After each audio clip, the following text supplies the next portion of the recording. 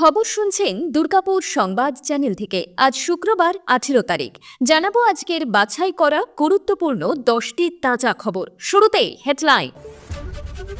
ষাটোর্ধ্ব দিলীপের সঙ্গে বিয়ের দিন পাকা, কে রিঙ্কু মজুমদার?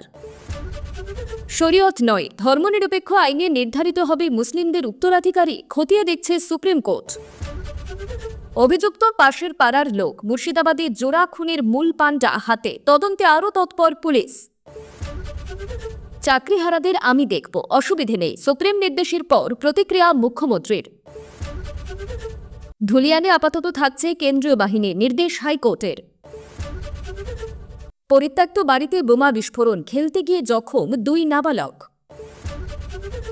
রাজ্যে বাংলাদেশে রোহিঙ্গারা জনপ্রতিনিধির পদ দখল করবে, মালদায় দাবি সুকান্তর।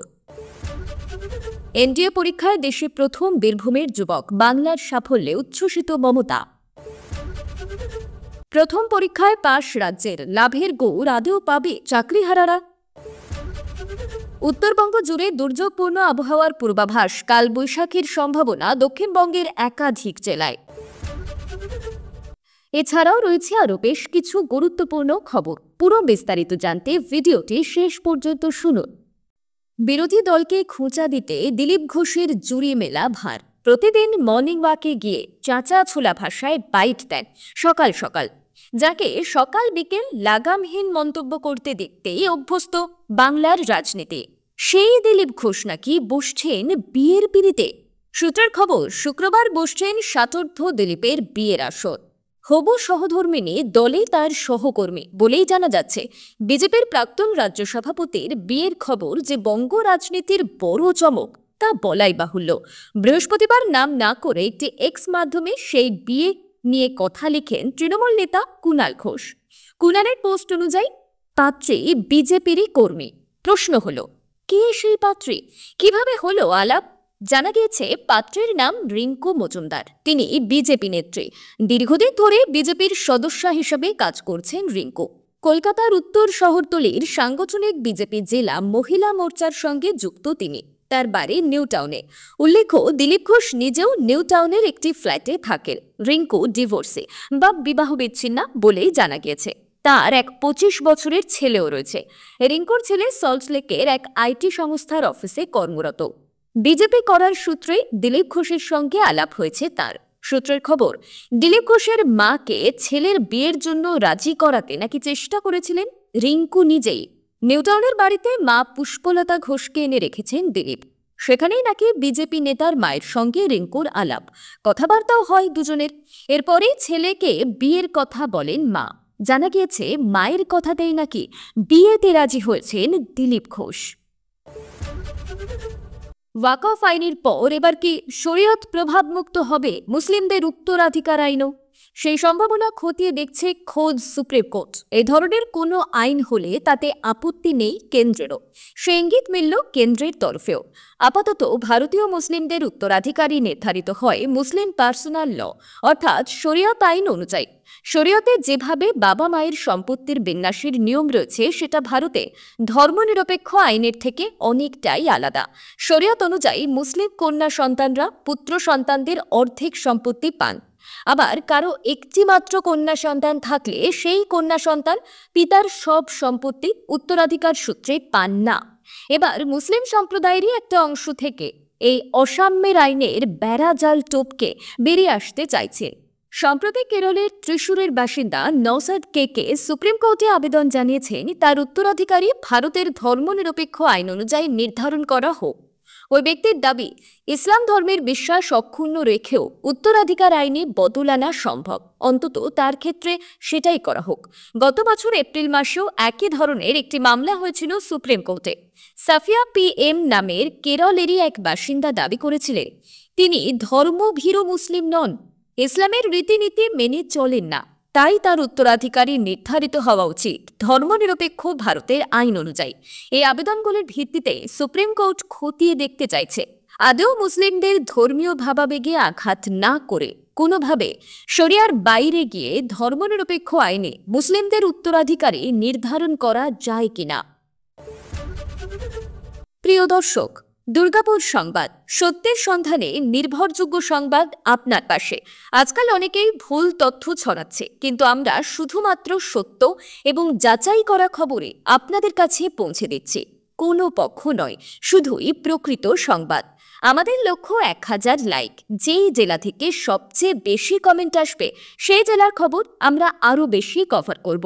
আপনি কোন জেলা থেকে শুনছেন কমেন্টে জানান। জাফরাবাদে বাবা ছেলেকে কুপিয়ে খুনের ঘটনায় পুলিশের জালে মূল পান্ডা। সুতি থেকে বৃহস্পতিবার তাকে গ্রেফতার করল পুলিশ। জানা গিয়েছে ধৃত ইনজামুল হক জাফরাবাদের পাশের গ্রাম শুলিপাড়ার বাসিন্দা। ঘটনার দিন সে উপস্থিত ছিল এলাকায়। যে কজন মাস্ক পরেছিল কুপিয়ে খুনের সময় তার মধ্যে ইজামুলও ছিল বলে জানা গিয়েছে। মুর্শিদাবাদের ঘটনায় ইতিমধ্যেই একাধিক মামলা দায়ের হয়েছে। তারই ভিত্তিতে তদন্ত শুরু করেছে পুলিশ। সেই সূত্রেই এনজামুলের নাম উঠে আসে এবং তাকে খুঁজতে শুরু করেন আধিকারিকরা। জানা যায় তার বিরুদ্ধে প্রমাণ লোপাটের অভিযোগ ছিল। পুলিশ জানায় সেই ঘটনার পর সিসিটিভি ভেঙেছিল যাতে কোনোভাবেই ঘটনার কথা সামনে না আসে। পেশায় রাজমিস্ত্রি এনজামুলকে এই ঘটনার মূল পান্ডা বলছেন তদন্তকারী আধিকারিকরা। মনে করা হচ্ছে তাকে জিজ্ঞাসাবাদ করে এই ঘটনার তদন্তে গতি পাওয়া যাবে। এ পর্যন্ত 272 জনকে গ্রেপ্তার করা হয়েছে। সেই সংখ্যা আরও বাড়তে পারে। এদিকে বৃহস্পতিবার অর্থাৎ খুনের জায়গা থেকে নমুনা সংগ্রহ করেছে ফরেনসিক টিম। শুধু খুনের এলাকায় নয়, অভিযোগে যেসব জায়গার কথা উল্লেখ করা হয়েছিল সেই সব জায়গা থেকেই নমুনা সংগ্রহ করা হয়েছে বলেই জানা গিয়েছে। বৃহস্পতিবার সুপ্রিম কোর্ট চাকরিহারা শিক্ষকদের মধ্যে যাদের শনাক্ত করা হয়নি তাদের ডিসেম্বর পর্যন্ত স্কুলে যেতে অনুমতি দিয়েছে। এই রায় নিয়ে দিন দুপুরে নবান্নে বৈঠক থেকে মুখ খুললেন মুখ্যমন্ত্রী মমতা বন্দ্যোপাধ্যায়। চাকরিহারা শিক্ষকদের পাশে থাকার বার্তা দিলেন মুখ্যমন্ত্রী। বললেন, আমরা দেখব যাতে চাকরিহারাদের কোনো অসুবিধে না হয়। মমতার কথায় আমি বলেছিলাম, আমরা দেখব যাতে চাকরিহারাদের কোনো অসুবিধা না হয়। আমরা সময় পেয়েছি। 2026 পর্যন্ত বিষয়টা যাবে না। আশা করি এ বছরের মধ্যেই সমাধান হয়ে যাবে। আশা করি আমরা ভুল করব না। পাশাপাশি টেনে আনেন গ্রুপ ডি, গ্রুপ সি কর্মীদের চাকরি না থাকার প্রসঙ্গ। এ বিষয়ে তিনি বলেন, আইনজীবীদের সঙ্গে কথা বলে তাদের পরামর্শ নিয়ে যা করার করতে হবে। তাড়াহুড়ো করা যাবে না। আইনের প্রতি, সরকারের প্রতি ভরসা রাখুন। এরপর শিক্ষকদের বেতন কিভাবে দেবেন এ বিষয়ে তার বক্তব্য। ডিসেম্বর পর্যন্ত আমাদের সময় দিয়েছে সুপ্রিম কোর্ট। আপাতত স্বস্তি পেয়েছি। শিক্ষকদের বেতনের ব্যাপারে আমরা চিন্তা করছিলাম কি করে দেওয়া যায়, বিকল্প পথও বলে দিয়েছিলাম। ধুলিয়ানে আপাতত থাকছে কেন্দ্রীয় বাহিনী। বৃহস্পতিবার এমনটাই নির্দেশ দিয়েছে কলকাতা হাইকোর্ট। পাশাপাশি সেখানকার পরিস্থিতি খতিয়ে দেখতে কমিটি গঠন করেছে উচ্চ আদালত। এই কমিটিতে থাকবেন জাতীয় মানবাধিকার এবং রাজ্য মানবাধিকার কমিশনের 2 প্রতিনিধি এবং রাজ্য লিগাল সার্ভিস অথরিটির 1 সদস্য। ধুলিয়ানে ঘরছাড়াদের পরিস্থিতি খতিয়ে দেখে রিপোর্ট দেবে এই কমিটি। পাশাপাশি সেখানে শান্তি রক্ষা এবং ক্ষতিগ্রস্তদের পুনর্বাসনের জন্য রাজ্যকে এখনই স্কিম তৈরির নির্দেশ দিয়েছে হাইকোর্ট। মৃতের পরিবারকে শুধু টাকা দেওয়া নয়, প্রয়োজনে চাকরি দেওয়ার বিষয়েও চিন্তাভাবনার পরামর্শ দিয়েছে উচ্চ আদালত। সম্প্রতি ওয়াকফ সংশোধনী আইনের বিরোধিতায় অশান্ত হয়ে ওঠে মুর্শিদাবাদের একাধিক এলাকা। হিংসার জেরে মৃত্যু হয়েছে 3 জনের। ঘটনায় পুলিশের ভূমিকায় অসন্তোষ প্রকাশ করেছেন স্থানীয়রা। পরিস্থিতি এখনও থমথমে সেখানে। এখনও টহল দিচ্ছে বিএসএফ, মোতায়েন রয়েছে পুলিশ। ধুলিয়ানে পুরসভায় ভাঙচুর চালানোর অভিযোগ ওঠে। একটি বেসরকারি হাসপাতালে ভাঙচুর চালানো হয় এবং পরে সেখানে আগুন ধরিয়ে দেওয়া হয় বলেই অভিযোগ। লুটপাট চালানো হয় একটি শপিং মলে। এদিকে ফরাক্কার বিধায়ক মনিরুল ইসলামের দাদা আলীর বাড়িতেও ভাঙচুর করা হয়েছে বলে অভিযোগ ওঠে। এমনকি বিধায়ককেও হেনস্থা করা হয় বলে অভিযোগ। জঙ্গিপুরের সাংসদ খলিলুরের অফিসেও হামলা চালানো হয়েছিল বলে অভিযোগ ওঠে। মুর্শিদাবাদে হিংসার অভিযোগে এখনো পর্যন্ত 2 শতাধিক ব্যক্তিকে গ্রেপ্তার করেছে পুলিশ। এই পরিস্থিতিতে সেখানে কেন্দ্রীয় বাহিনী থাকা নিয়ে এদিন বড় নির্দেশ দিল হাইকোর্ট। পরিত্যক্ত বাড়িতে খেলতে গিয়ে বোমা বিস্ফোরণে জখম হল 2 নাবালক। বৃহস্পতিবার দুপুরে ঘটনাটি ঘটেছে মালদার কালিয়াচক থানার বীরনগর 2 নম্বর গ্রাম পঞ্চায়েতের চরবাবুপুর দিলুটোলা এলাকায়।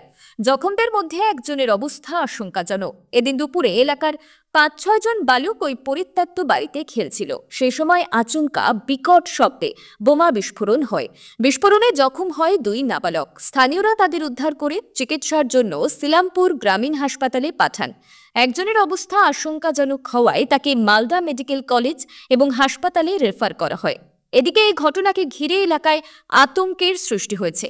খবর পেয়ে কালিয়াচক থানার পুলিশ ঘটনাস্থলে পৌঁছয় বম্ব স্কোয়াড। স্থানীয়রা জানান, পরিত্যক্ত বাড়িটিতে আগে 2 ভাই বাস করতে। তাদের মধ্যে একবার গন্ডগোল হয়েছিল। তারপর 2 ভাই এলাকা ছেড়ে চলে যান। পরে তাদের মৃত্যু হয়েছে। এরপর থেকে বাড়িটি পরিত্যক্ত অবস্থায় রয়েছে। পুরনো মজুদ বোমা বিস্ফোরণ সেখানে ঘটে থাকতে পারে বলে মনে করা হচ্ছে, অথবা কেউ বা কারা পরিত্যক্ত বাড়িটিতে বোমা মজুদ করে রেখেছিল, সেখান থেকেও বিস্ফোরণ হয়ে থাকতে পারে। গোটা ঘটনার তদন্ত শুরু হয়েছে।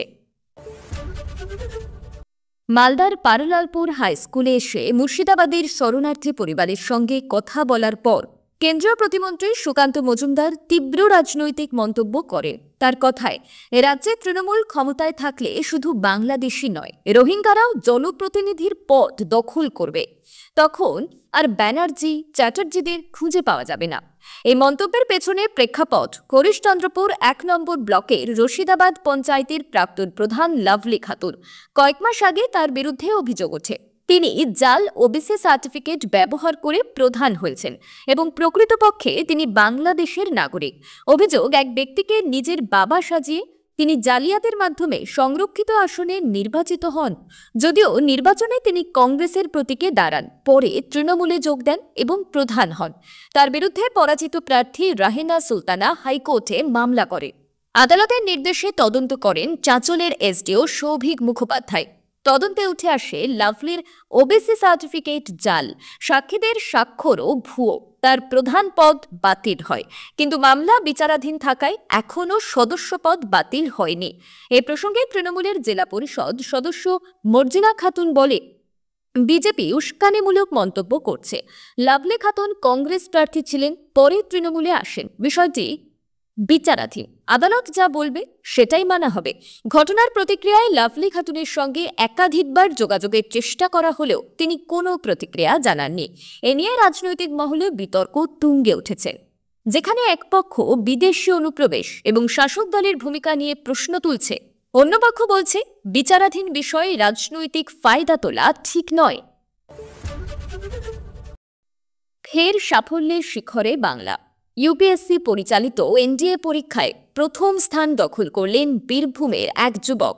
বৃহস্পতিবার সকালে এনডিএ পরীক্ষার ফল প্রকাশিত হয়, যেখানে প্রথম হয়েছেন বোলপুরের ইমন ঘোষ। উল্লেখ্য, সাম্প্রতিক অতীতে বাংলা থেকে এই পরীক্ষায় কেউই প্রথম স্থান অধিকার করেননি। ইমনের এই সাফল্যে উচ্ছ্বসিত মুখ্যমন্ত্রী মমতা বন্দ্যোপাধ্যায়ও।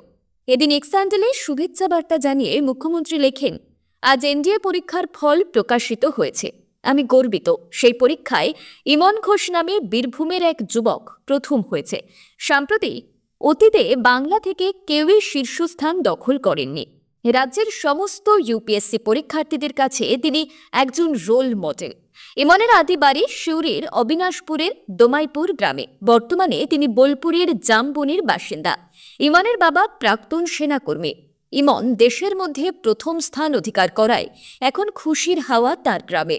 আনন্দে আত্মহারা তার পরিবার পরিজনেরাও। তবে বর্তমানে ইমন তার গ্রামে নেই, তিনি পুনেতে। ইমনের সাফল্য প্রসঙ্গে তার বাবা উজ্জ্বল কুমার ঘোষ বলেন, আমি খুবই গর্বিত যে ছেলে সর্বভারতীয় স্তরে প্রথম স্থান অধিকার করেছে। আমি প্রথম থেকেই চাইতাম আমার ছেলে দেশের সেবা করুক। আমি মুখ্যমন্ত্রীকে ধন্যবাদ জানাই, তিনি আমার ছেলের এই রেজাল্টে আনন্দিত হয়েছে। পরিবারের লোকজনেও খুব খুশি। বৃহস্পতিবার সুপ্রিম কোর্টের রায়, সাময়িক স্বস্তি পেয়েছে অযোগ্য চিহ্নিত নয় এমন শিক্ষকরা, যাদের চাকরি যাওয়ার আতঙ্ক ছিল। রাজ্য সরকারের দাবি অনুযায়ী তারা 31শে মে পর্যন্ত কাজের সুযোগ পাবে। তবে গ্রুপ সি এবং গ্রুপ ডি কর্মীরা স্কুলে যেতে পারবেন না। এই রায়ের পর শিক্ষামন্ত্রী ব্রাত্য বসু জানিয়েছেন, রাজ্য সরকার আইনি পদক্ষেপ গ্রহণ করতে প্রস্তুত। তবে বর্তমানে সবকিছু সাময়িক স্বস্তি হিসেবেই মনে করছেন শিক্ষকরা। বিপরীতে রাজনৈতিক বিশ্লেষক ঝুন্টু বড়াই মন্তব্য করেছে, তৃণমূল রাজনৈতিকভাবে লাভবান হয়েছে, কারণ তারা এই পরিস্থিতিতে সমাধান খোঁজার পরিবর্তে কেবল আইনি পথে সময় নিচ্ছে।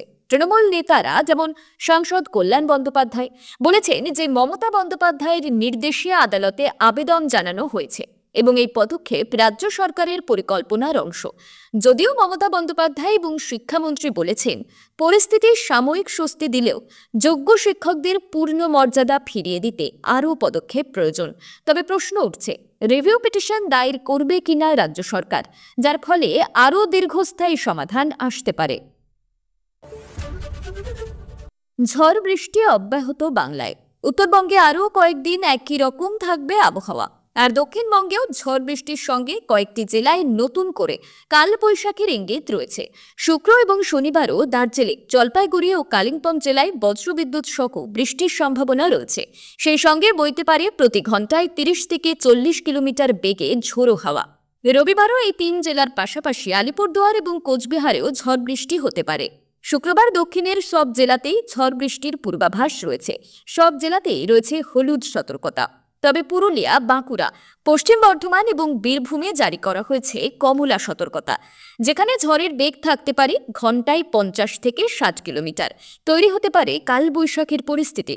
শুক্রবার কমলা সতর্কতা রয়েছে দক্ষিণ 24 পরগনা, পূর্ব ও পশ্চিম মেদিনীপুর এবং ঝাড়গ্রামে।